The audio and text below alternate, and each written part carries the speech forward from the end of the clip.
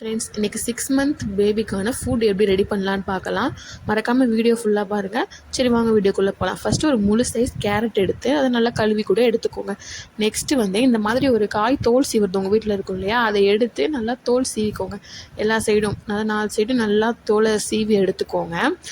நானும் இந்த வீடியோவை நிறைய டைம் போடணும்னு நினச்சேன். ஆனால் எப்போவுமே நம்ம ரெடி பண்ணி முடிச்சதுக்கு அப்புறம் தான் எனக்கே ஞாபகம் வரும். அந்த வேலை எனக்கு கரெக்டான டைமில் ஞாபகம் வந்துச்சு, அதான் இப்போவே போட்டுட்டேன்.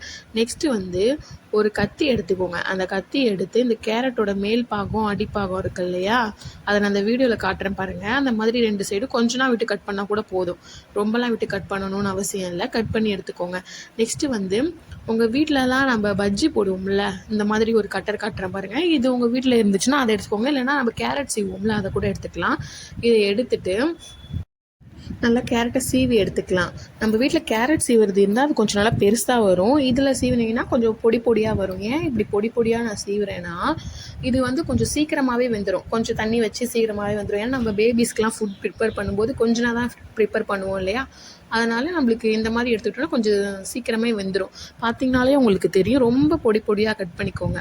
ரொம்ப பொடி பொடியாக வரும். உங்களால் வேணும்னா கத்தியால் கட் பண்ண முடிஞ்சிச்சுன்னா கட் பண்ணிக்கலாம். இல்லைனா இந்த மாதிரி வீட்டில் இருந்துச்சுன்னா இதை எடுத்துக்கோங்க. இது கொஞ்சம் ஈஸியாகவும் மேலே முடிஞ்சிடும்.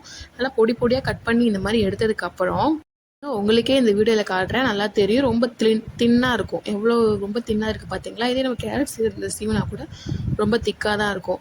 இந்த மாதிரி ஃபுல் கேரட்டு வேணுமா, இல்லை உங்களுக்கு எவ்வளோ பாதி வேணுன்னா கூட பாதி கேரட் கூட எடுத்துக்கலாம். நான் ஒரு பாதி கேரட் தான் எடுத்துக்கிட்டேன். மற்றது எல்லாத்தையும் நான் வச்சுட்டேன்.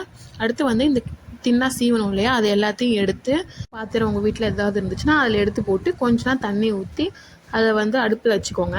நான் சின்ன பாத்திரன்றதுனாலேயே டேரெக்டாக கரண்ட் அடுப்புலேயே வச்சுட்டேன்.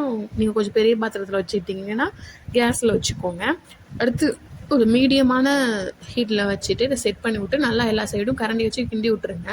அதாவது நான் எந்த அளவுக்கு கம்மியாக தண்ணி ஊற்றிருக்கேன்னு பார்த்துக்கோங்க. ஏன்னா இதுக்கு கொஞ்சம் தண்ணியே போதும். இதுலேயே நல்லா வெந்து வந்துடும். நம்ம ரொம்ப தின்னாக வேறு அரைச்சி வச்சுருக்கோமா, சீக்கிரமாக வெந்து வந்துடும். அதுக்கப்புறம் வெந்ததுக்கப்புறம் இது எல்லாத்தையும் ஆறிட்டு மிக்சியில் எடுத்து போட்டு நல்லா அரைச்சி எடுத்துக்கோங்க. அரைச்சி எடுத்ததை ஒரு பவுலில் ட்ரான்ஸ்ஃபர் பண்ணிக்கோங்க. பாருங்க, இது எந்த அளவுக்கு லூஸாக இருக்குன்னு. ஏன்னா அந்த ஆல்ரெடி நம்ம வேக வச்சும்போது கொஞ்சம் தண்ணி இருக்கும் இல்லையா, அந்த தண்ணியும் லைட்டாக மிக்சியில் சேர்த்து தான் அரைச்சிருக்கேன். இந்த அளவுக்கு கொஞ்சம் லைட்டாக அரைச்சிக்கோங்க. ஏன்னா நம்ம பேபி 6 மந்த்து தான் இல்லையா, அதனால இது ரொம்ப நல்லாயிருக்கும்.